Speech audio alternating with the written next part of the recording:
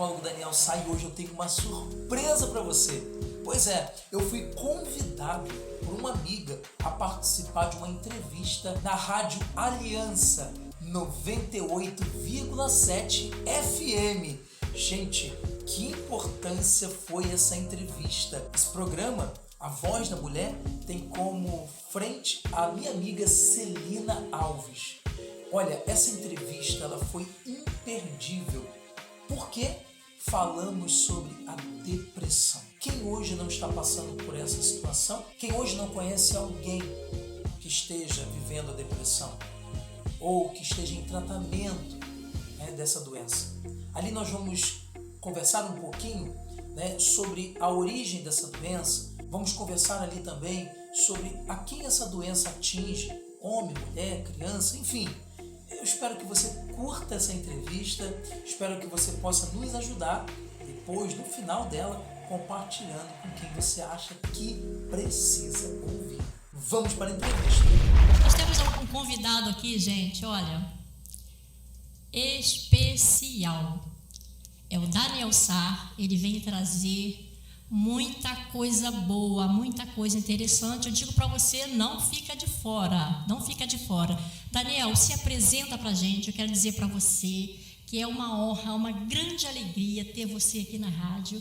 Obrigado por você aceitar esse convite, disponibilizar esse tempo para vir aqui trazer coisas boas para a gente, tá? É um grande prazer, a honra é toda minha estar aqui nesse dia 28, em vésperas de carnaval, a gente poder estar chegando nas casas, levando um pouco de conhecimento, tirando um pouco de dúvidas, e é isso. Vamos somar hoje. Beleza. Então eu quero que você fale pra gente, você é psicólogo, por que essa profissão, que incentivou você a escolher essa profissão tão bonita, que é uma profissão que eu gostaria de ter, mas infelizmente eu não me dediquei, muitas dificuldades, não cheguei lá, mas eu tenho você aqui perto de mim para me ajudar, para me auxiliar. Então eu quero saber por que essa profissão e quanto tempo você já está nessa profissão. Sim, eu acredito que a profissão ela nasce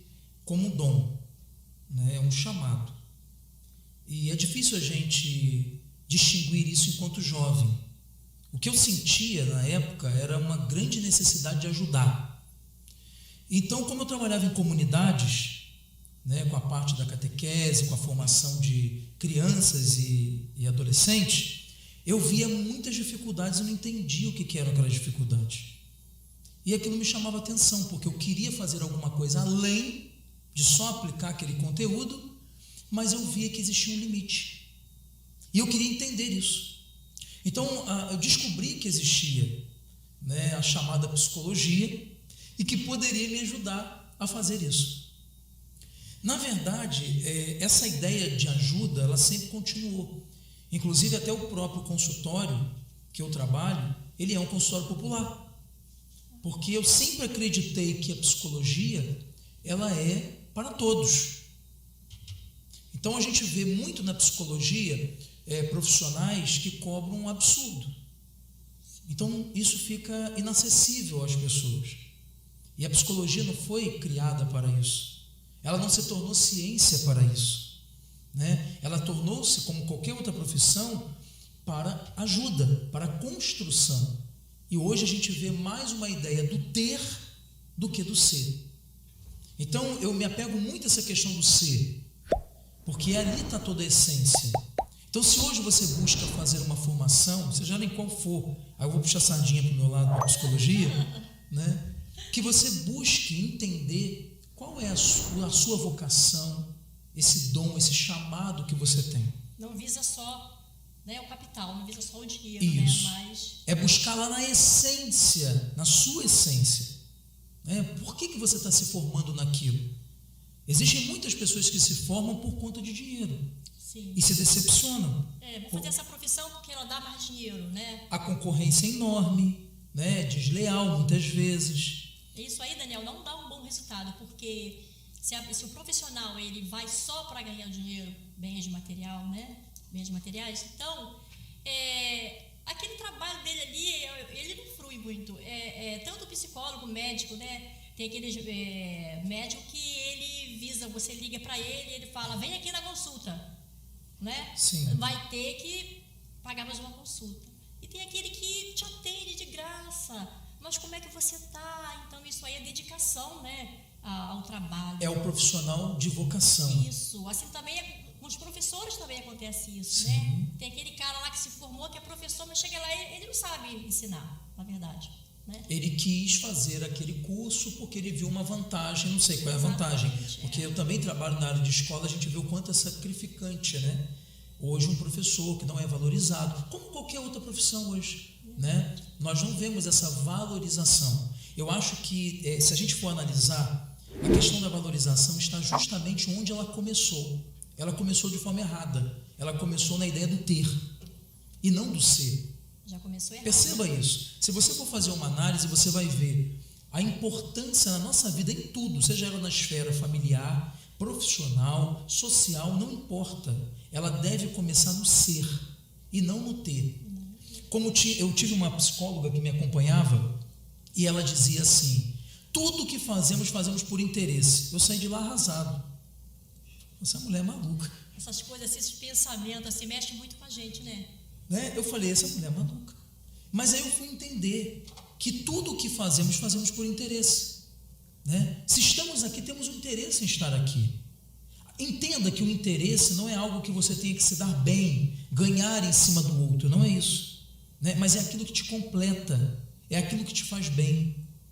Ok? Então esse interesse, eu custei para entender, porque até então a minha vida era o ter, a esfera do ter. E quando a gente está nessa esfera, a gente não consegue compreender alguns conceitos. Mas quando a gente vai para a esfera do ser, você entende esse conceito claramente. O interesse é aquilo que vai te mover. Não necessariamente o dinheiro, né? Bens materiais. Não, mas o sorriso, a satisfação desse paciente que chega, né? Que se identifica com aquela teoria trabalhada ali no consultório. Né? Você vê um paciente que estava com uma dificuldade, ele conseguiu vencer aquela dificuldade por ele mesmo. Isso é um interesse. É um grande retorno, né, para claro, a gente que está ali. Claro. Né? Então, é importante hoje. Você me perguntou quantos anos, né? Eu já estou há 10 anos. Completo esse ano 10 anos no consultório. Né? Então, o tempo passa muito rápido. Passa muito rápido. Eu me lembro da minha formação. Até hoje, claramente. Né? Porque tudo aquilo que você faz com carinho, que você vê que é o dom, que é a sua vocação, você guarda. Eu me lembro das broncas dos professores, das provas que nós tínhamos, né? Da famosa psicanálise, quando eu era apaixonado pela psicanálise. Hoje eu não sou tão apaixonado pela psicanálise. Né? A gente vai evoluindo. Nada contra os psicanalistas que estamos ouvindo, senão vão me malhar aí na voz da mulher. Mas cada um se identifica, é o que eu estou dizendo para vocês. Nós nos identificamos. Por que eu estou falando isso sobre a questão da psicanálise? Por quê? Cada abordagem ou teoria da psicologia, ela tem a ver com você. E também foi uma coisa que eu custei a entender. Porque a gente via, a psicanálise vai me fazer rico. A psicanálise vai me dar bom dinheiro. E, na verdade, eu não tinha nada a ver com a psicanálise. Eu, Daniel. Daniel, vou te fazer uma pergunta. Não estava no meu roteiro, não, mas você vai falando, né? E a gente vai... Né, Gilmar? Gilmar, se você quiser fazer uma pergunta também, tá? Você pode fazer, o pessoal de casa também, que o assunto tá bom pra caramba. Eu ouvi muito dizer que psicólogo, psiquiatra, coisa pra doido, né? Todo psicólogo é um pouco doido. O que você diz disso? Então, isso mexe um pouco a cabeça da gente? Claro, como é que é isso? Ele está dentro de um âmbito cultural, né? Porque o esquizofrênico, né, ele não tem condições alguma de uma terapia, por exemplo. Não a terapia convencional. Aqui nós estamos fazendo uma terapia. Conversar é uma terapia. Eu estou adorando. A Nício da Silveira, ela fazia um trabalho muito, muito interessante com os esquizofrênicos. Porque dizer que não existe uma terapia para o esquizofrênico é mentira. Existe. E ela fazia um trabalho interessante de pintura, onde o esquizofrênico manifestava o seu inconsciente a partir de arte. E que é um ponto também aqui da logoterapia, que é a teoria que eu trabalho. Né? Olha só, o Daniel começou a se apresentar, a gente já explorando o máximo, né? Pode explorar, a gente veio aqui para isso. E o Daniel trouxe aqui, a gente trouxe um tema, né, que a população, eu creio que de forma geral, já passou por isso, né? Que é a questão da depressão. E o Daniel vai trazer aqui pra gente vários pontos relacionados à depressão. Daniel, a depressão é para homem e para mulher? Quem tem mais tendência à depressão, mulher ou homem? Eu costumo dizer que toda doença não dá em pedaço de pau. Ótimo. Né? Pedaço de pau dá cupim. Né? Tem A nada a ver com doença... depressão, cupim. Não tem. Né? Mas a doença, a depressão é considerada uma doença, e isso é muito importante a gente falar, porque tem pessoas que ainda existe aquele tabu, né, associam a depressão apenas à tristeza, né? Vai arrumar o que fazer, que essa tristeza passa. Né? Hoje a gente começa a ver que a depressão ela começa a ser mais entendida. Porque há uns 10 anos atrás não se tinha esse entendimento que temos hoje sobre depressão. Então a depressão ela é uma doença de ser humano. Ela é uma doença que ela dá tanto no homem, ela surge tanto no homem quanto na mulher. Agora, existe também o que nós chamamos de... como se fosse uma escala. A gente tem ali a leve, a moderada e a grave. Isso é importante a gente distinguir. Porque existem pessoas que acham que... Pacientes que chegam no consultório, eu estou em estado grave. E você analisando, não está em estado grave. É porque ele não sabe lidar com aquele novo. A doença é uma coisa nova para aquela pessoa. Então ela não sabe lidar. Então ela se autodiagnostica. E ainda diagnostica o nível da depressão que ela se encontra. Tô mal. Tô mal. Né? E muitas vezes também é importante entender que não é porque você sentiu aquela tristeza que você está com a depressão. Então, existem sintomas depressivos e existe aquele conjunto de sintomas que vai caracterizar a doença, a patologia. E é isso que nós precisamos entender. Porque senão começa... Todo mundo está com depressão. E não é assim. Eu costumo dizer, Celina, assim, que nós precisamos entender a morfologia das palavras. Eu sempre brinco com meus pacientes assim. Existe uma grande diferença em estar e em ser. Bem, estar. Eu estou triste. Eu estou desanimado. Eu estou irritado. Essa ideia de tempo significa para mim que isso vai passar. Agora, quando eu digo eu sou, aí o verbo muda. E aí eu me caracterizo como aquilo. Eu sou triste. Eu sou irritado. Nossa, eu sou... muito forte. É pesado. Né? Mas aí nós já encontramos a patologia. Porque a patologia está no ser, no verbo. E não no estar, que é um tempo. Entendeu? Então eu faço o paciente entender a vida dele a partir dessas duas palavrinhas. Ser e estar. Mas me fala uma coisa. Por exemplo, eu posso estar hoje triste. E essa tristeza que eu sinto hoje é o início de uma depressão? Ela pode me levar à depressão? Sim. Não podemos descaracterizar nada. O que eu gosto na psicologia e que irrita muitos pacientes tudo pode ser. Então... Realmente irrita. Não é, Gilmar? Às vezes a gente vai lá no consultório, a gente quer aquela resposta já certa, né? Aí o psicólogo tem que falar, olha, você faz isso, você faz aquilo. A gente quer isso, na verdade, né? Quer tomar uma Neosaldina e a dor de cabelo, fazendo propaganda aí do remédio. E passar. E pronto, vou lá, vou resolver tudo. Vou tirar o tempo que nós vivemos. Tudo. Imediatismo. Nós queremos isso. E quem busca isso não pode encontrar na terapia. Né? Porque a terapia ela é um processo. Isso que é legal. Porque se eu digo para você assim, Celina, faça isso, isso, isso, primeiro que eu já estou indo contra o meu código de ética. Porque o psicólogo, a única coisa que importa ali é o paciente, não é o psicólogo. E muito menos a opinião desse psicólogo. Ele não tem opinião. Entendeu? Ele é um ser que praticamente não existe ali. Poxa vida. Mas muitos querem chegar no consultório e querem respostas. E eu digo para eles o seguinte, vocês vão sair daqui com mais perguntas do que vocês entraram. Jura, Daniel? Juro. E se você disser para mim, Daniel, eu encontrei todas as minhas respostas agora, eu volto e abro uma outra sessão para você. Tem alguma coisa errada. Tem alguma coisa errada. Entendeu? Entendeu, Gilmar? Olha, Gilmar, isso está mexendo com a minha cabeça aí. Olha, isso está dando um nó na minha mente. Ah, Daniel. Poxa, mas bom. Não sei se eu vou conseguir absorver tanta informação, porque esse psicólogo já está... E aí, voltando àquela questão da maluquice, né, da loucura, da esquizofrenia, hoje em dia esse tabu, ele vem caindo por terra. E isso foi uma espécie de profecia que uma professora da faculdade fez. Ela dizia assim, olha, em 2014 isso vai mudar. Vocês vão ver que em 2014, olha só que coisa interessante, eu estava ainda na formação, estava ainda na universidade, as pessoas vão começar a buscar por terapia. E a coroa estava certa.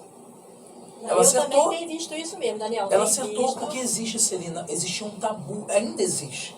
Porque assim, as pessoas, quando chegam para a primeira entrevista, geralmente, hoje, né, a gente usa muito o quê? O meio de comunicação, o telefone, né, o zap. Então eles chegam por ali. Então eles chegam muito discretos, sabe? Muitos querem a terapia para o filho, para a filha. Aí eu digo, tem certeza? Jura? Será que não é para você? Quantos pacientes já se convenceram disso? Porque estavam vindo por trás de alguém. E, na verdade, não era o filho e a filha que precisavam. Era ele, era ela. Então, peraí, deixa eu ver se eu entendi. A pessoa sente que precisa ou ela não sente?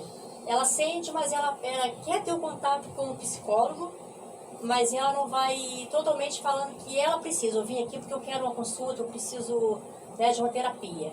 Ou ela pega, eu quero, mas eu vou levar meu filho. Ou eu vim aqui marcar uma consulta para o meu filho. É assim que funciona? Ou não? Não, existem muitos meios de você chegar, né? Mas acontece o seguinte, Freud dizia uma frase que era muito interessante. Ele dizia, o sujeito sabe sem saber que sabe a causa do seu sintoma. Basta perguntar que ele responde. Olha que eu não sou freudiano, hein? Mas Freud estava absolutamente correto. Tá? Você sabe o que você precisa. Basta perguntar a você que você vai responder. Tá? Só que existe aquele medo. O medo de chegar não é do psicólogo, não é do terapeuta. É o medo de se enfrentar, de se auto-enfrentar. E também tem aquela questão de falar assim, eu estou com depressão, mas eu não quero que o outro saiba, né? Poxa, vamos ficar sabendo que eu tenho uma depressão? Isso acontece muito com o homem, né? O homem, ele tende a esconder. Foi o que você me perguntou. Qual é a probabilidade? Mais ao homem, mais à mulher? Atualmente a gente vê por pesquisas estatísticas que é a mulher. Mas devido a algumas situações. Primeiro, a questão hormonal, né? A mulher chega aos 40 anos, então há uma mudança hormonal muito grande. Então isso é importante levar em consideração. Ok? Não só fatores psicológicos, mas também biológico, fisiológico. Tá? Isso é importante. Agora a questão do homem é assim. O homem, ele esconde muito. Ele guarda muito. Com medo, né, de, por exemplo, demonstrar fraqueza. Que o homem forte, né? O homem não pode chorar. Aproveitando esse gancho, Daniel, desculpa te interromper.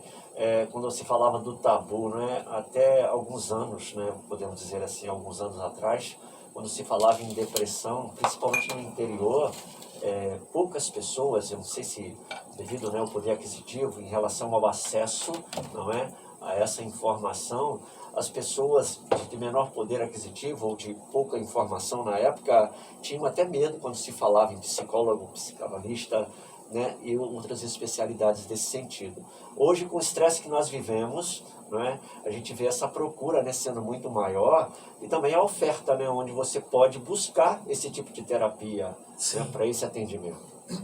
Mas houve um certo tempo em que homens e mulheres, né, no interior viviam essa situação, mas assim, como que no segredo, não é? Você Perfeito. vê a pessoa, né, sofrendo uma certa situação e não buscava esse atendimento. Eram poucas as pessoas no interior que sabia, não é, que fulano está sendo atendido, né, por um psicanalista, por um psicólogo, tratando de uma depressão, e a pessoa às vezes está sofrendo aquilo já há um bom tempo. Verdade. De um certo tempo para cá, essa abertura, né, quer dizer, esse processo, né, de busca né, você tem assim uma maior, né, abertura.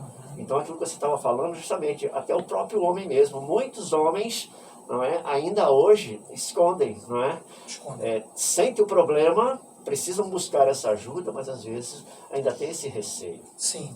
É essa ideia de que o homem não pode sofrer, como a Celina falou, né? Ele tem que se manter forte, o homem não chora. É uma cultura. Mas isso está caindo por terra.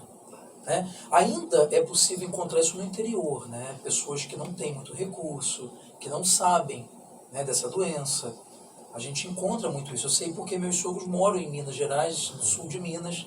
Não é tão interior assim, mas mesmo ali naquela cidade com 80 mil habitantes, 89 mil habitantes, é possível você ainda encontrar pessoas que não têm esses recursos.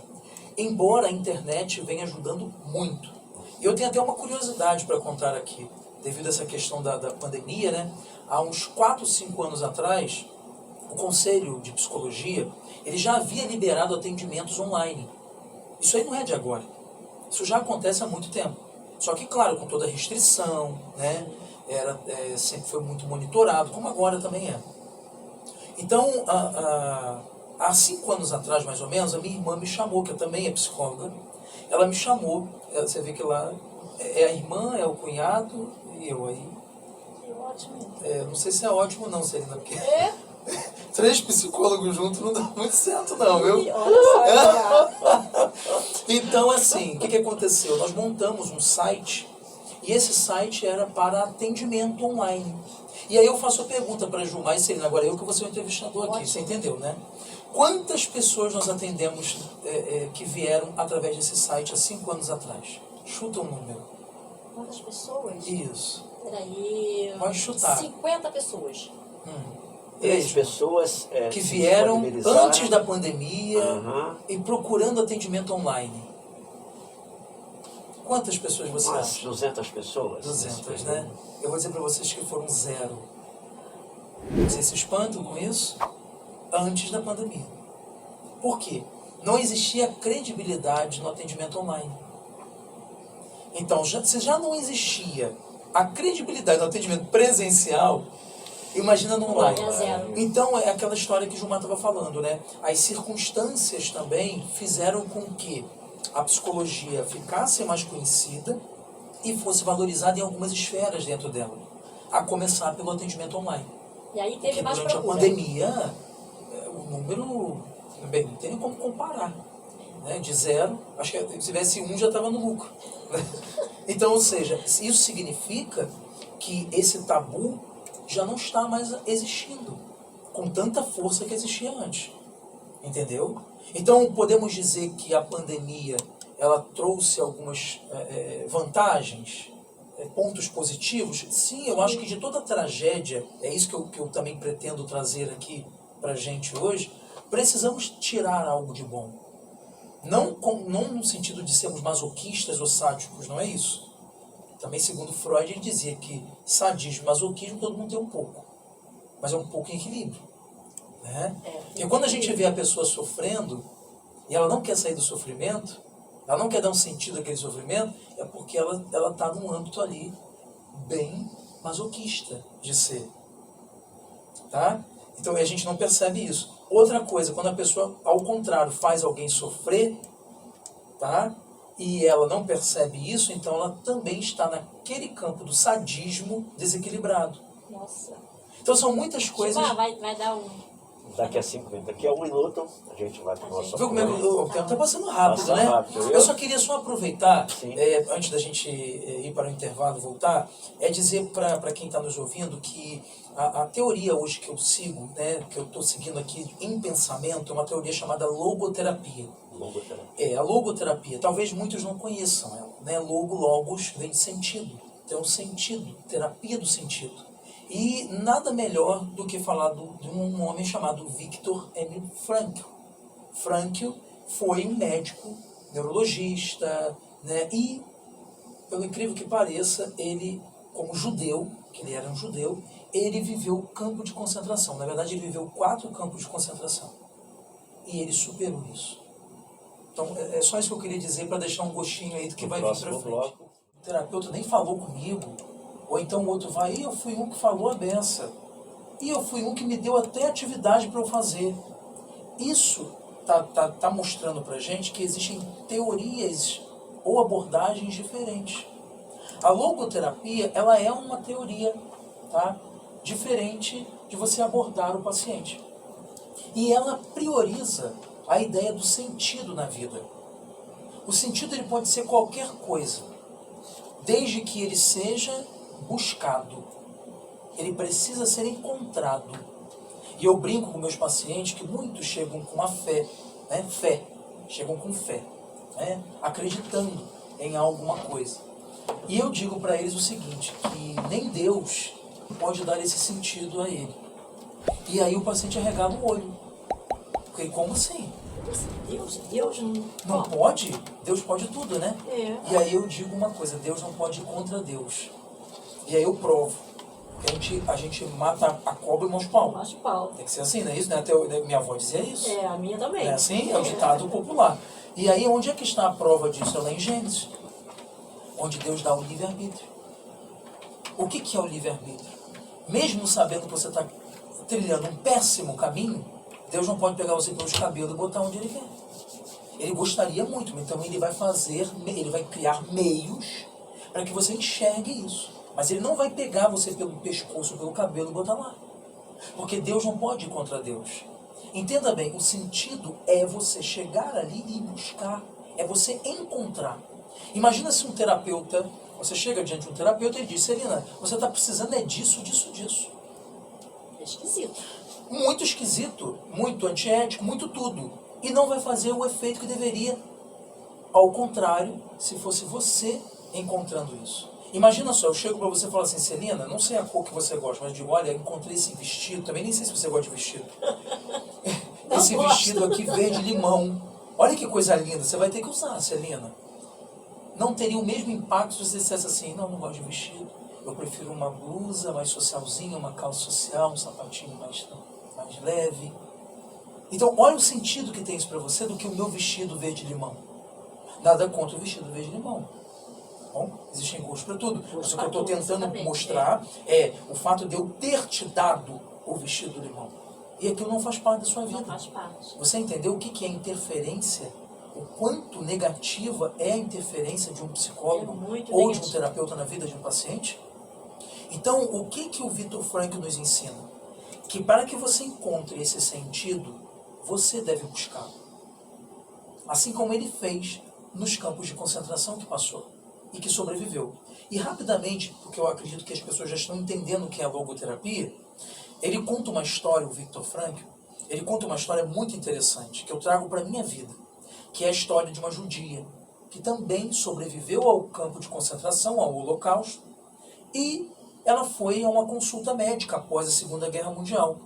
E quando ela chegou lá no consultório médico, o médico ficou encantado com uma pulseira de dentes humanos que ela usava. E o médico fez essa cara que você fez aqui, Celina. De surpresa. O pessoal não está conseguindo ver aí, mas... E aí o médico perguntou o que significava aquela pulseira.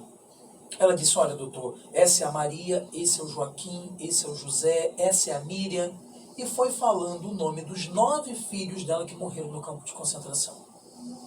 E o médico falou exatamente isso. Nossa, como é que você lida com tanta dor? E ela disse, doutor, hoje eu cuido de um orfanato em Jerusalém. Ela encontrou sentido por ela mesma. Porque se você tivesse dito para ela assim, vai lá cuidar das crianças, para ver se você não fica com tanto sofrimento assim, você perdeu seus 9 filhos, vai lá no orfanato. Talvez isso não teria o mesmo sentido, a mesma profundidade do que teve por ela mesma ter encontrado. Daniel, eu vejo assim, uma dor muito grande. Por exemplo, eu não conseguiria ficar com a pulseira com os dentes de alguém muito querida, né, que tenha partido, né? Para mim, eu acho que é uma dor. Então, ela, né, teve uma força muito grande e, como você falou, deu sentido. Porque, você imagina, uma pulseira com o dente do meu pai, da minha mãe, cada vez que eu olhar para aquele dente, vai ser um sofrimento. A pergunta é, você acha que ela esqueceu os 9 filhos? Jamais. Jamais uma mãe esquece. Uma mãe de verdade. Jamais ela esquece. Jamais. Agora, qual é a diferença? A diferença é que mesmo lembrando, ela não caiu no campo do sofrimento. Porque ela deu sentido a esse sofrer. Entendeu? Sempre temos duas opções. Sempre, né? O bem e o mal. Posso ou não posso, assim? Sim ou não. As duas opções são essas. Ou ela se afundava no sofrimento e na lamúria por ter perdido os 9 filhos, ou ela, mesmo perdendo os 9 filhos, ela daria sentido a esse sofrimento. E não há como negar, ela escolheu a segunda opção. E sempre há a segunda opção. Já que o nosso tema hoje é a depressão, a logoterapia cai como uma luva para entendermos esse processo. Porque a depressão, ela é um sofrimento. E como lidar com isso? Tá? Então, a logoterapia, ela ensina de maneira muito clara que o sofrimento é uma maneira de encontrarmos esse sentido, porque ele se torna um impulsionador também. Né? Então, imagina, a pessoa que está ali sofrendo, ela naturalmente não se sente bem com aquele sofrimento. Então, ela deve levantar. Veja. E ela busca algo dando sentido à vida para amenizar aquele sofrimento. Exato. Não é que ela vá fazer aquele sofrimento desaparecer. Você acha que aquela mãe esqueceu aqueles filhos, mais uma vez, jamais, né? Óbvio, não, de jeito nenhum. Mas ela aprendeu a dar sentido àquele sofrimento. Entendeu? Criou força, né? Sim. Criou como que a gente fala no meio, por exemplo, religioso. A pessoa, ela trabalha a tristeza e transforma ela em saudade. Né? Porque a tristeza ela é um sentimento que consome. Ela corrói, ela consome. Tá? A saudade não. A saudade me faz pensar naquela pessoa, em todos os momentos bons que vivemos, né? Todos os aprendizados que eu tive com aquela pessoa, todas as experiências que eu tive. Então isso me ajuda a dar força, a ganhar força. Ganhar força. Entendeu? E entender que a vida é assim, né? E não pode ficar na tristeza para sempre. E quem quer aprender mais um pouco sobre essa história de buscar o sentido na vida, eu indico o livro do Viktor Frankl, que é Em Busca de Sentido de Vida, uma experiência no campo de concentração. Tá? Esse livro, você encontra ele em qualquer livraria. Ele é da editora Vozes. Tá? Já está aqui na 53ª edição. Olha quantas... E um pequeno detalhe, tá? O Viktor Frankl não queria publicar esse livro. E a pedido de um amigo, ele faz. Que bom que ele atendeu Que esse bom pedido, que ele né? atendeu esse pedido. O Viktor Frankl, ele é recente, ele falece em 97. Em 97, bem recente a gente. Muito interessante. Eu queria que você falasse mais um pouco desse livro. Então, esse livro, ele narra, né, a experiência do Viktor Frankl por ter sido levado ao campo de concentração. Como eu falei, ele era judeu. Olha que coisa interessante, né? E ele teve toda uma cultura judaica. E o Viktor Frankl se forma médico, né? Ele, na verdade, ele cria a logoterapia, ele inventa a logoterapia antes da Segunda Guerra. As pessoas acham que o Viktor Frankl inventou a logoterapia lá no campo de concentração. Isso é um erro. Não foi. O Viktor Frankl já tinha a ideia da logoterapia. Né? Ele já vinha se questionando com isso. E o fato dele ter sido levado para o campo de concentração, ele pôde aprimorar ainda mais esse pensamento dele. Né? E o Viktor Frankl, ele teve uma experiência muito interessante com o pai dele. O pai dele, quando estoura a guerra, ele teve uma chance de ir para os Estados Unidos.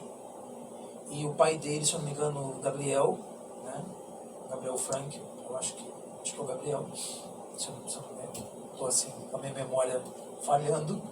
Ele manda o Viktor Frankl pegar uma pedra, um pedaço de pedra que estava no chão assim da casa. E o Viktor Frankl, o que é isso, pai?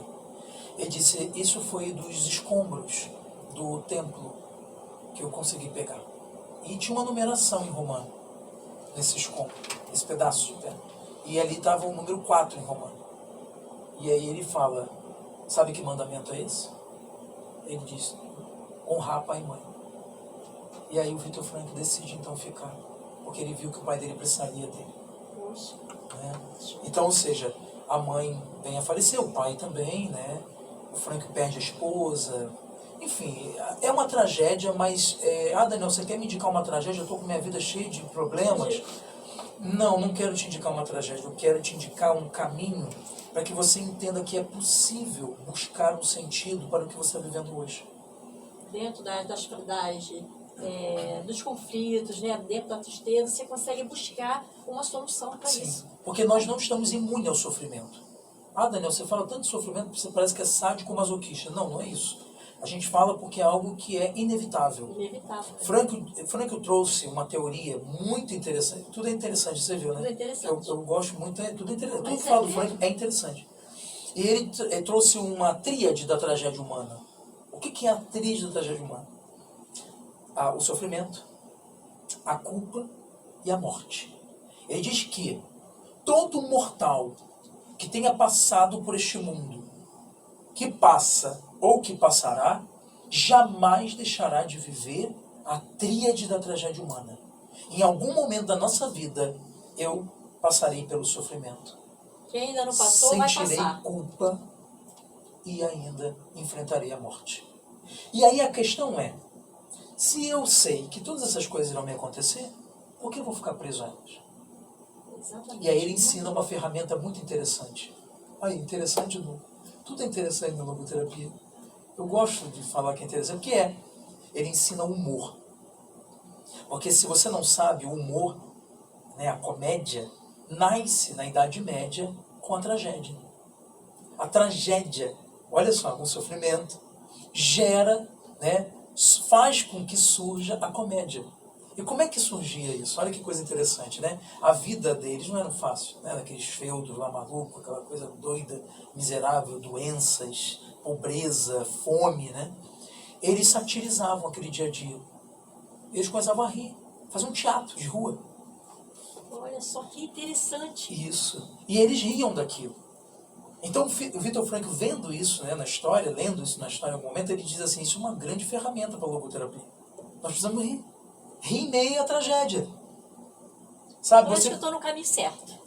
Às vezes acontece uma coisa ruim, que não estava programada para aquilo. Em vez da gente ficar lamentando, murmurando, faça uma sátira daquilo ali. Que é difícil, né? Porque a gente perdeu um ônibus, já Sim. está irritado, já... Imagina, além de já estar atrasado, passa um ônibus numa poça d'água e te molha todo. Como satirizar isso? Aí a pessoa fica assim o dia inteiro, o resto do dia todo mal-humorado. Ressentindo, né? Revisando aquilo tudo. E não é isso que o Viktor Frankl ensina. Ele ensina que nós devemos dar sentido, né, a toda essa tragédia. Como? Usando de ferramentas. E existem inúmeras ferramentas que ele traz. Mas eu quis falar do humor porque é uma coisa muito acessível a gente, né? Sim. Então eu posso em qualquer momento usar dele. Então ria mais, né? Tente trazer mais esse sorriso, né? Esse humor para o seu dia a dia, mesmo que o dia não esteja tão bom quanto pareça. Aí você que está em casa aí, siga aí essa dica, porque é muito bom. Sorria, fique bem, né? Conheça aquele dia agradável, com você mesmo, dentro de você, né?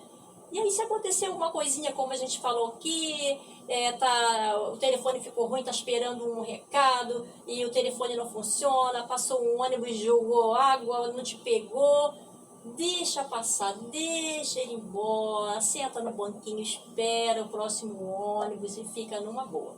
Daniel, eu queria aqui colocar a minha experiência, e depois você comenta também sobre ela, porque é muito importante, vai ser muito importante, né, pra gente ouvir.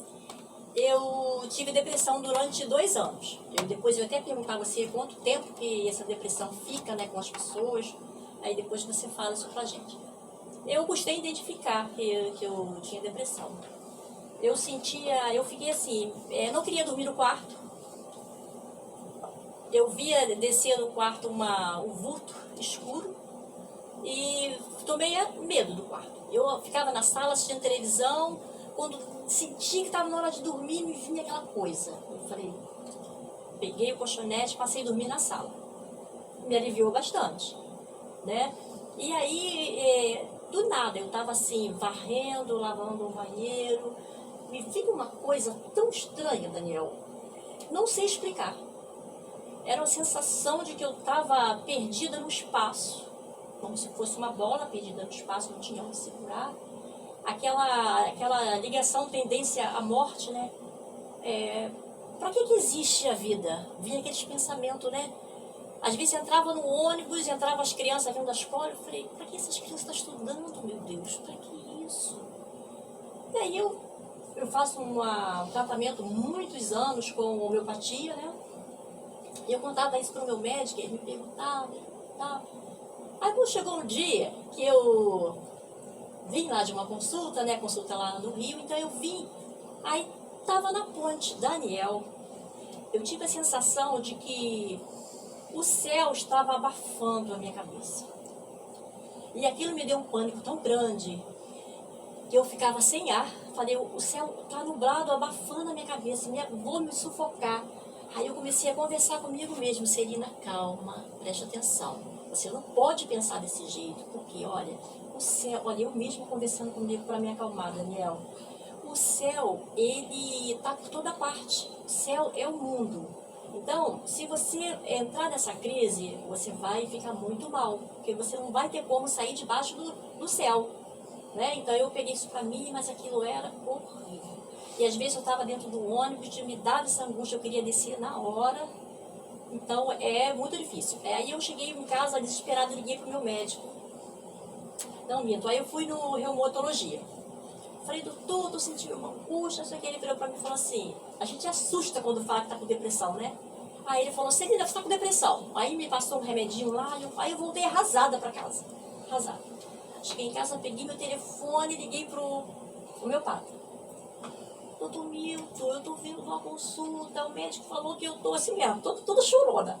O médico falou que eu tô com depressão, me passou esse remédio, tal. Aí li o nome do remédio pra ele, aí ele falou assim, calma, Celina, eu já tô tratando isso, você... Aí pensei, não tá tratando, não falou nada. Mas fiquei quieto. Aí ele falou assim, não tome esse remédio é muito forte, tá? Eu já estou tratando, então se você não melhorar, aí a gente vai ver o que vai fazer. Aí eu senti uma segurança, né? Falei, poxa, tá beleza, né? Então, eu fiquei, Daniel, ninguém da minha casa ficou sabendo que eu tive depressão. Por quê? Eu enganava o sistema. Em casa, eu ficava na cama, eu não tinha medo de ficar sozinha. Não tinha medo. Eu tinha medo do tempo, quando escurecia, né? E aí eu ficava em casa, sentada no sofá, não arrumava a casa. Aí ficava assim. Quando dava a hora da minha filha chegar em casa, depois eu contei isso pra ela, poxa vida, mãe, dava a hora dela chegar, aí eu levantava, arrumava tudo, tomava um banho, colocava um brinco, colocava um batom e botava uma música. Olha só, hein, o que eu fazia.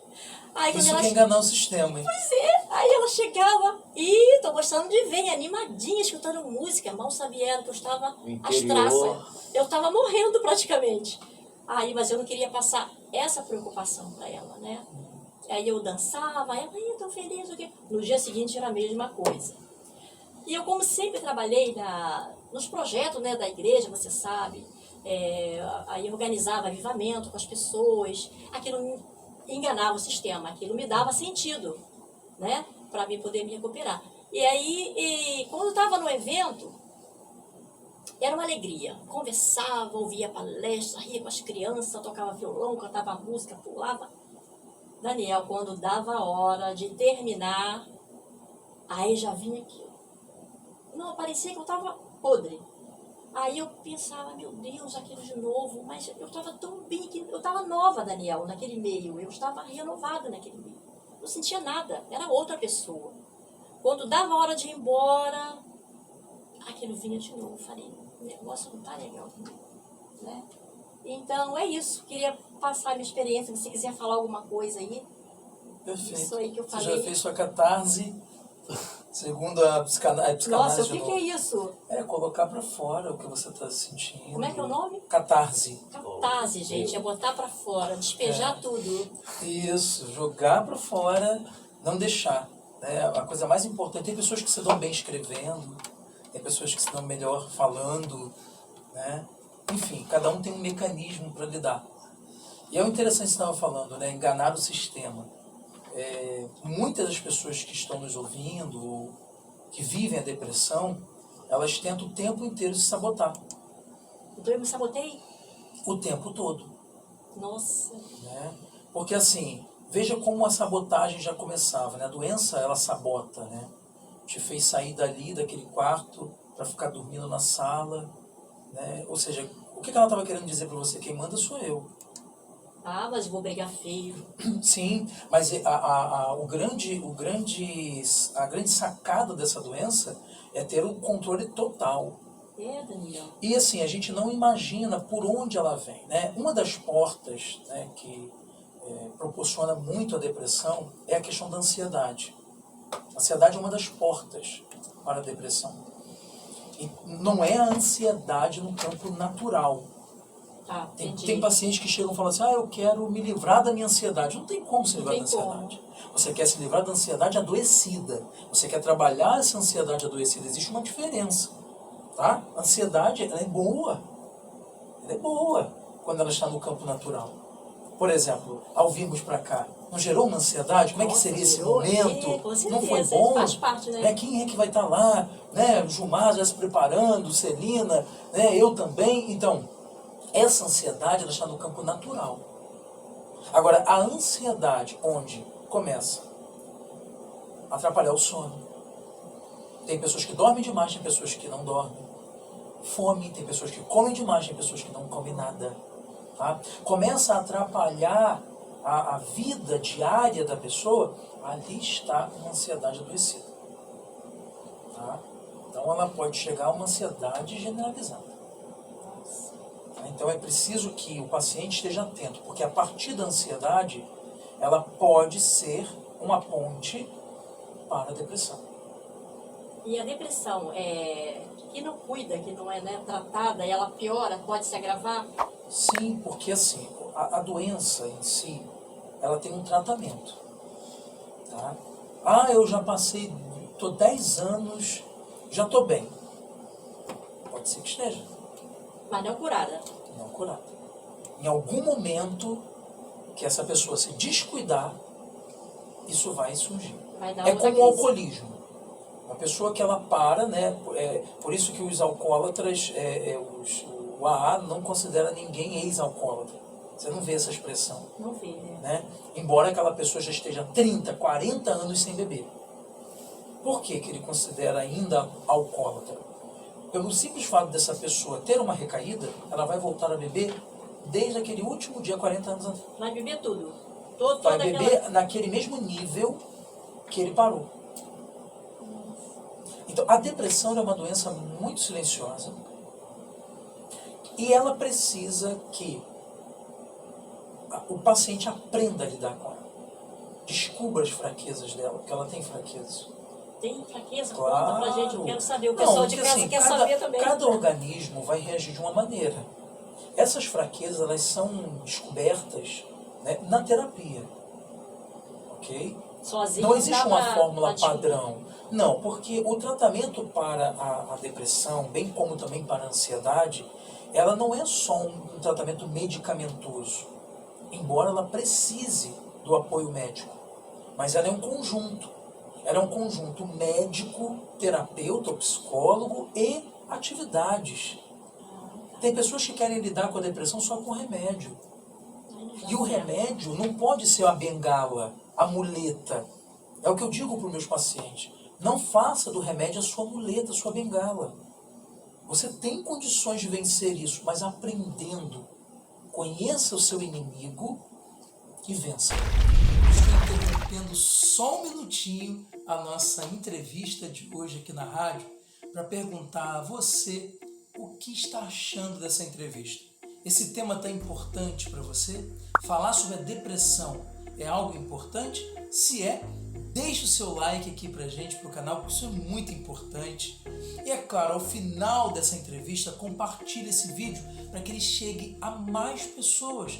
Quem sabe pessoas que estão vivendo situações como esta que estamos discutindo nessa entrevista. E também, se você não está inscrito, verifique lá se você está inscrito. Não saia clicando não, tem muita gente clicando e desfazendo a sua inscrição. Então, se certifique que realmente você está inscrito. Senão, é só você clicar e aí vai aparecer inscrito. E já que eu estou aqui interrompendo a nossa entrevista, eu queria falar um pouco com vocês sobre a questão do suicídio. Ele não é apenas algo decorrente em pessoas adultas somente. Vemos hoje um número de suicídio infantil. Você acredita nisso? Pois é, o número de suicídio infantil vem crescendo muito. E ali nós vemos também os jovens, os adolescentes, adultos e até mesmo idosos que cometem suicídio. E é muito importante que você, que tem alguém passando por uma situação difícil, que esteja em depressão, esteja muito atento a qualquer sinal que essa pessoa dê a você. Não existe aquele ditado que diz, cão que ladra não morde, ou aquele ditado, quem fala não faz. Pois é, faz sim. Então, se você ouvir alguém dizendo, a minha vida já não tem mais sentido, por mim, eu tirava a minha vida, dê atenção a essa pessoa. Além de dar uma atenção especial a essa pessoa, oriente ela a buscar por ajuda, principalmente ajuda médica e terapêutica. Geralmente esses pensamentos, eles vêm à tona à noite, na madrugada, onde não temos com quem conversar, com quem falar, né? Onde não tem ninguém que possa nos ouvir. Pois é, eu quero deixar uma dica aqui muito importante para você que está passando por essa situação. Ela chama-se CVV, Centro de Valorização da Vida. Você pode ligar a qualquer momento. A CVV tem pessoas especializadas para atender você. Não é que essas pessoas sejam psicólogos ou médicos. São voluntários que estão ali preparados para atender você a qualquer momento do dia, da noite, da madrugada. E é só você ligar para o número 188. É de graça e você vai ter esse atendimento. Você terá essa ajuda e poderá desabafar esses sentimentos que muitas vezes nos sufocam. Vamos dar continuidade à nossa entrevista. O nosso convidado, Daniel Sá. O Daniel também tem um canal, daqui a pouco eu quero que você fale, tá? Do seu canal no YouTube, Perfeito. Muito bom. Eu já fiz minha inscrição lá, estou assistindo seus inscrita? vídeos, estou inscrita lá. E eu quero que você fale também desse canal pra gente, tá bom? Tá bom. Gilmar, você quer falar um pouquinho, né? Da depressão, aí, dar sua opinião, falar em sua experiência. Né, quando se fala de depressão, de ansiedade, independente da faixa de idade, né, creio que cada um de nós, você que me ouve agora também, já viveu ou talvez esteja vivendo no momento, né? Mas assim como o Daniel falava no bloco anterior, em relação, né, àquelas fases que nós vivemos da ansiedade, eu, na minha juventude, posso dizer, hoje eu estou com 66, mas eu com 18, 20 e poucos anos, passei por um momento assim também, onde eu precisei buscar, não é? Esse apoio e esse tratamento. Não só com a medicação, mas também, não é? Com pessoas, né, especializadas nessa área. E o que me chamou a atenção quando o Daniel colocou, em relação à pergunta da Celina, querido ouvinte, quando se trata, né, desse nível de ansiedade, né, que nos leva a tentar fugir daquela situação em que vivemos e que muitas vezes a gente não pensa ou não quer, né, devido ao momento que você está vivendo, buscar essa assistência. Eu vivi e passei por essa situação, né? De tentar fugir no trabalho, como a Celina colocou no bloco anterior. No trabalho, fazendo as minhas coisas, estava tudo bem, mas quando eu chegava em casa, nossa... Quer dizer, no lugar onde eu preciso ficar em paz, né? Onde eu vou me alimentar, onde eu vou repousar, relaxar, para me preparar para o dia seguinte, era onde eu ficava inseguro. O coração acelerava, os batimentos, né, aceleravam, e eu ficava num estado, né, em que aqueles que estavam comigo ficavam também ansiosos, né? Eu passei por essa situação. Então, como o Daniel colocou, né, essa questão, né, da ansiedade, sim, nós ficamos ansiosos. E hoje, no dia a dia, né, tudo aquilo que a gente vai fazer, você já fica, né, planejando o que vai fazer para amanhã, e isso bate em você uma ansiedade. Só que uma ansiedade, vamos dizer assim, construtiva, né? Mas chega ao ponto, né, daquela ansiedade que te leva a essa situação, né, de extrema depressão. E aí nós precisamos buscar essa ajuda. Esta, né, é a minha colocação. Ótimo. Daniel, eu estou aqui cheia de caramiolas, eu estou aqui cheia de perguntas para você. Então tá bom, né? O problema seria se você estivesse com tudo resolvido. Não, a gente ia ter que abrir um novo programa, Voz da Mulher 2. Ai, ai. Qualquer pessoa que teve ou tem depressão, para ela melhorar esse quadro, ela tem que ter um tratamento com psicólogo, é isso? Ela não consegue sozinha se livrar. Engana-se o paciente o paciente com a depressão, tá? Engana-se aquele paciente que vai conseguir lidar com ela sozinho. Por quê? Ele precisa de um conjunto. Como eu falei, o conjunto é o médico, o terapeuta e as atividades físicas. Atividades físicas são muito importantes. Eu já corro no calçadão, eu levanto colher e garfo. Não é só esse tipo de atividade física que a gente está precisando. Claro que também não é sair fazendo qualquer atividade. O próprio médico vai orientar. Claro.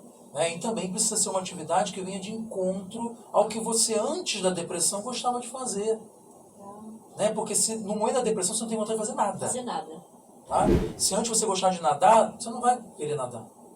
Mas se essa era uma opção que te agradava, quem sabe voltando, isso pode te ajudar. E essa depressão, ela não tem prazo para acabar, isso ela não tem cura, né? As pessoas se preocupam muito com o tempo, né? Quando as pessoas entram na terapia, elas falam assim, quando é que eu vou acabar? Você acaba daqui a 40, 50 minutos. Não, estou falando do meu tratamento. Não, eu não tenho como prever isso. Porque se eu fosse um guru, alguém que soubesse do futuro, certamente eu teria acertado a Mega Sena. Daniel, essas perguntas que as pessoas fazem, né? Eu também já fiz. Porque assim, eu ouvi a pessoa dizer assim, pessoas assim, estudada, uma pessoa bem informada, bem entendida da vida, chegou e falou assim, depressão é coisa de fresco. Isso é coisa de fresco. As pessoas que se quebra fácil, né? E a gente que já passou por isso sabe que não é assim, né? Então, é uma coisa tão ruim, uma sensação tão ruim que as pessoas querem se livrar logo. Aí, quando chega num médico, uma pessoa que está ali te orientando, ela quer logo perguntar quando que eu vou ficar boa, né? Então, é isso que eu queria perguntar a você. Não tem prazo? Não existe um prazo porque isso depende muito de cada paciente. Se ele vai cumprir também, com as etapas que a terapia ou também que o suporte médico vai dar. Porque tem paciente muito rebelde, tem paciente que não aceitam, tem paciente que sabe que precisam, mas não fazem. Então, acho que é só estar ali na terapia sentado ali é o suficiente. Eu digo para eles que ali é o estágio. Ali é apenas sentado ali é apenas a teoria. Lá fora é o seu estágio. É onde você vai viver de verdade.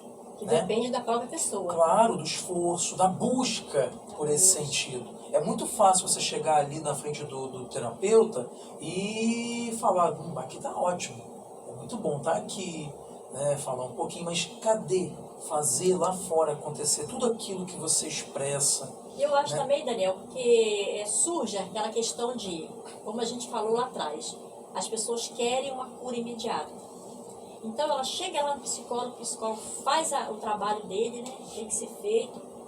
E aí quando passa atividade, outra coisa, a pessoa acha que, será que só uma conversa vai resolver? Então fica desacreditado, né? Acha que teria que ser um remédio, uma coisa, tem que fazer isso, tem que fazer aquilo. Mas esse desânimo, Celina, também tem a ver com o sintoma da depressão, né? As pessoas ficam desacreditadas, não têm vontade de nada. Então, quando o paciente ele chega no consultório, ele é alertado sobre tudo isso. E ele sabe de tudo isso. Mas mesmo assim, a gente alerta, a gente fala sobre esses sintomas. E que isso vai acontecer.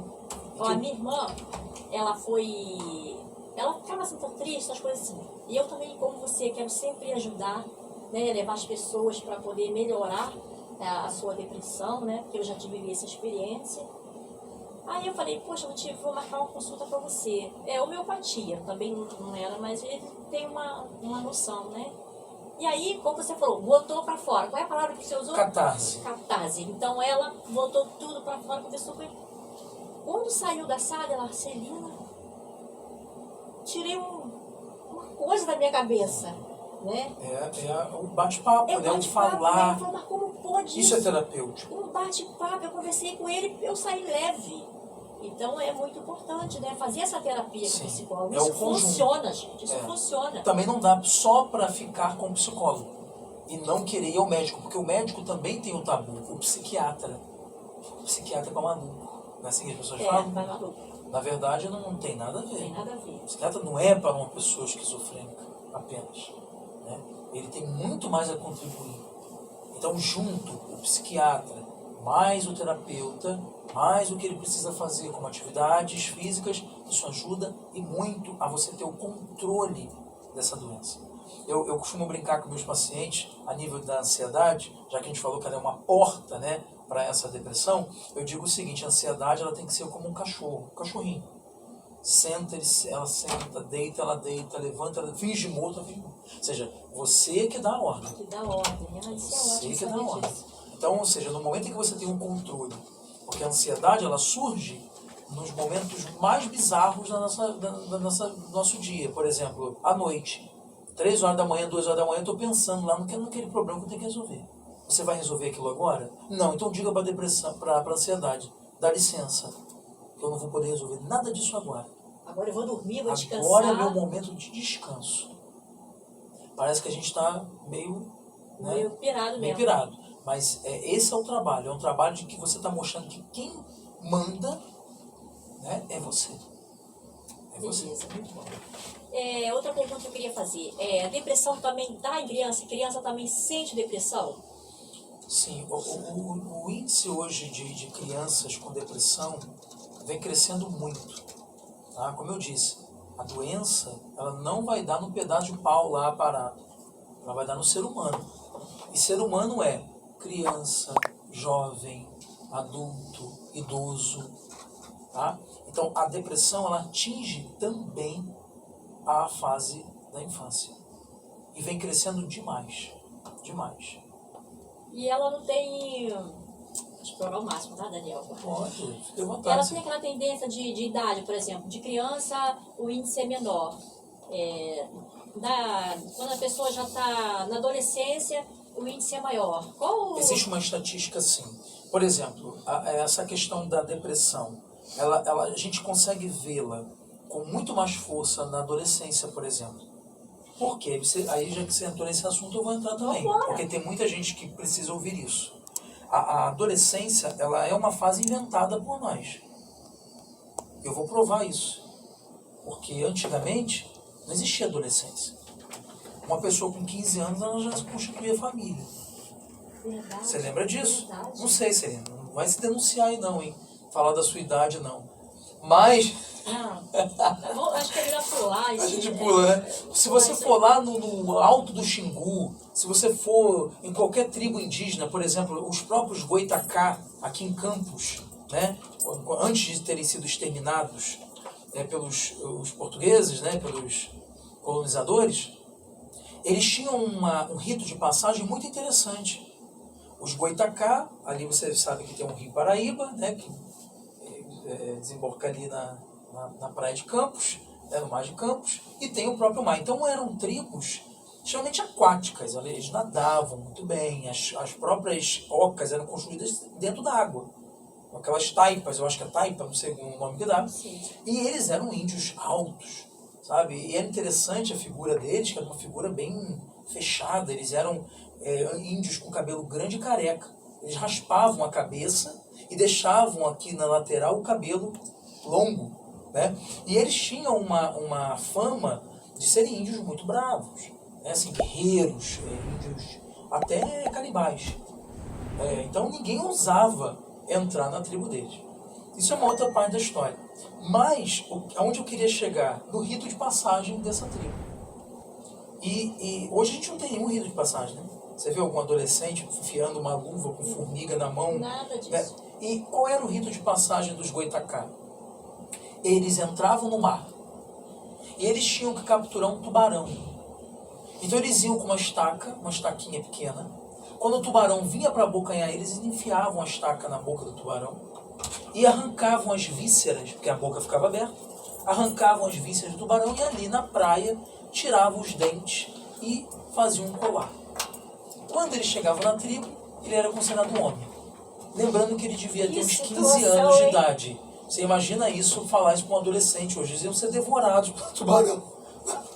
Caraca. Então, o que significa isso? Significa que no momento em que a sociedade foi perdendo, não estou dizendo que a sociedade tinha que ser assim tão, né, bárbara, mas para nós hoje é bárbaro isso. Né? Mas para eles era extremamente normal. Mas isso fazia com que aquele índio fosse reconhecido. Né? Você é adulto, você tem uma responsabilidade agora. Então, a adolescência ela agora foi... você está pronto, né? Sim, e a sociedade veio tirando isso. Claro que ninguém precisava mergulhar e pegar um tubarão. Mas hoje nós vemos que os adolescentes não têm uma espécie de rito de passagem que ele consiga enxergar nele mesmo uma responsabilidade na vida.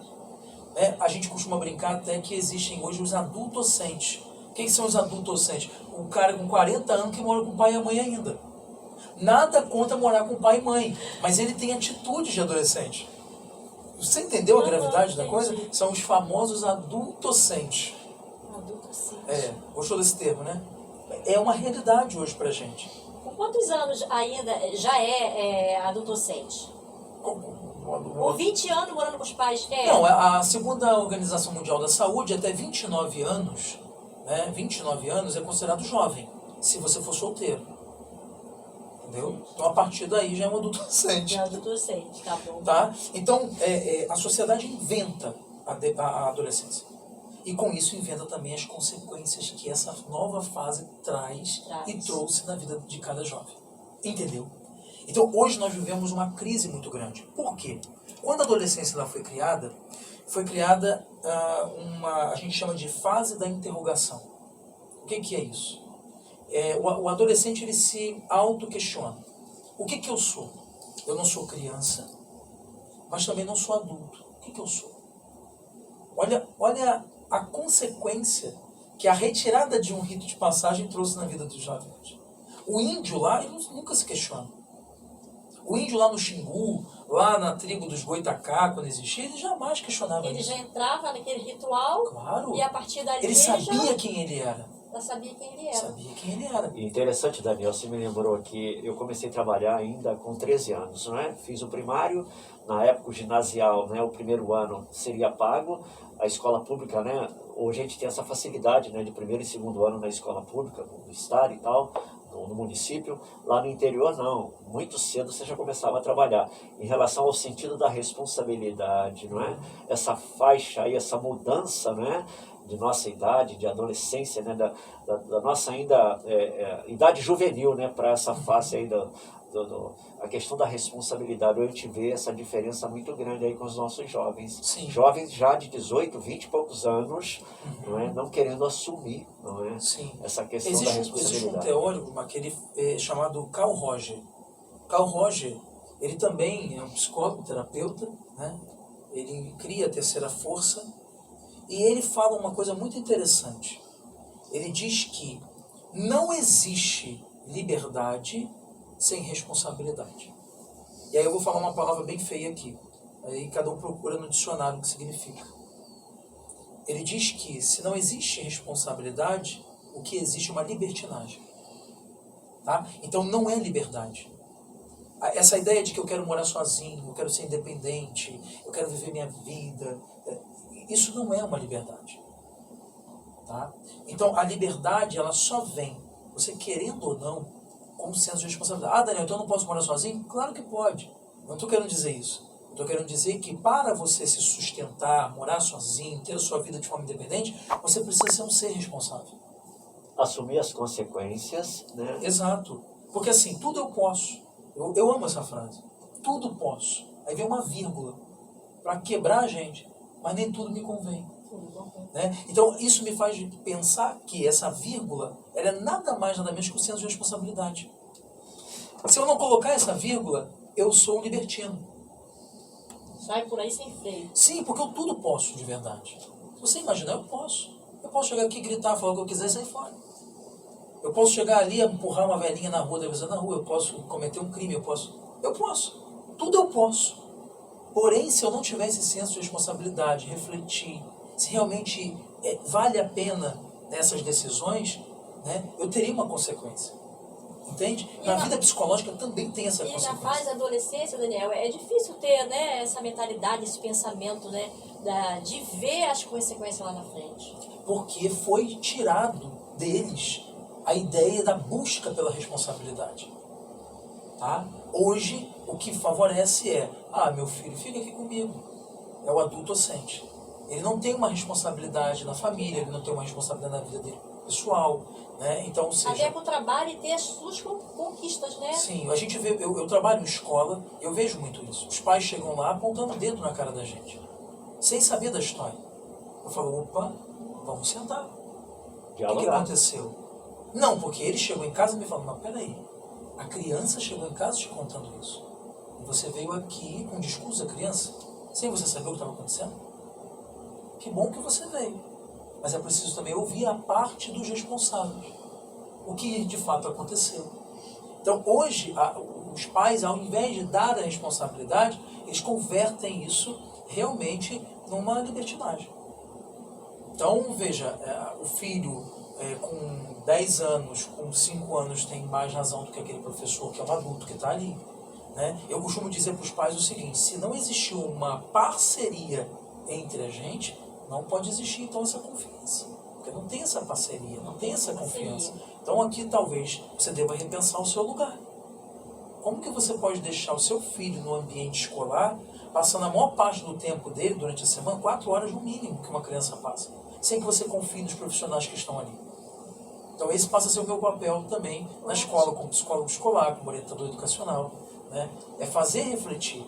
A escola, ela não é inimiga, ela é, sem sombra de dúvidas, amiga. Ela quer contribuir, quer ser parceira. Né? Então, por que a gente está falando isso tudo? A gente está falando de depressão e precisa falar sobre isso tudo? Sim, porque isso tem a ver com as relações, né? Com as escolhas que nós tomamos. E a gente pensa na depressão só quando está ali sofrendo ela. A gente não pensa nas decisões, ou melhor, nas péssimas decisões ou erradas decisões que tivemos. E aí depois no futuro a gente quer culpar tudo, até Deus é culpado nessa história. Eu sempre falo isso, que muitos pais acham que tem várias culturas, mais tipo de ensinamento nas suas casas, nas casas diferentes, né? Então, aí o pai vai trabalhar, joga a criança para o colégio, o professor ele tem que dar conta de tudo. Ele tem que educar. Ele tem que educar, ele tem que fazer tudo, né? E não escolarizar. Tem que educar. Porque a função do professor deveria ser escolarizar. O que é escolarizar? É você contar com esses valores da educação que chegam de casa, né? E você poder ali dar o conhecimento para esse aluno. O português, a matemática, a ciência, a história, a geografia. E na verdade não, o professor fica, senta direito, para de gritar, não arrota, não solta pum, não... Dizer, desculpa, mas é isso que acontece. Quer dizer, a formação, né, a educação, os valores, né, que você precisa, né, manter e preservar começam de casa. Quer dizer, no colégio você vai pegar, né, esse conhecimento, né, vai aprender cada dia mais, né, nesses conhecimentos. Mas se não começa de casa, hoje a nossa juventude está assim, não quer valorizar, não é, aquilo que é passado, principalmente, né. E aí a gente entra nessa questão. Se uma mente não está sendo bem formada, ela estará propícia a uma doença. Entendeu? Por que eu dei essa volta toda para chegar aqui? Porque talvez a pessoa que esteja nos ouvindo agora fale, mas Daniel está falando de escola, né? Depressão. Não, Porque uma mente mal formada, ela é um caminho, sem dúvida, para uma doença. Daniel, e essa falta de responsabilidade, acho que vem causando esse tipo de problema que a gente tem hoje, porque o jovem não tem compromisso de trabalhar, né? Como você falou, foi tirada ele essa responsabilidade. E hoje tudo é a mãe e o pai que tem que dar. Que é um celular diferente. Outro dia eu saí da rádio aqui, foi segunda-feira passada. Estava ali no ponto do ônibus. E tinha umas meninas saindo do colégio e estavam conversando ali. Aí uma olhou pro celular e falou assim, poxa, o celular já tá velho, já tem um ano e meio. Tá na hora de trocar. Vou pedir minha mãe um celular novo. Aí a outra virou e falou assim, vamos fazer o seguinte, você me dá o seu celular, diz pra mãe que você foi roubada. Então, assim... Já deu para entender, né? Dispensamos comentários, né? Então, gostou da nossa entrevista? Nós tivemos uma programação de 2 horas. Foi uma entrevista ímpar, fantástica. Porém, nós selecionamos aqui os melhores momentos dessa entrevista. Eu espero que você tenha gostado, espero que você tenha curtido e compartilhado esse vídeo. Até o próximo Momento Psi, eu te espero, hein?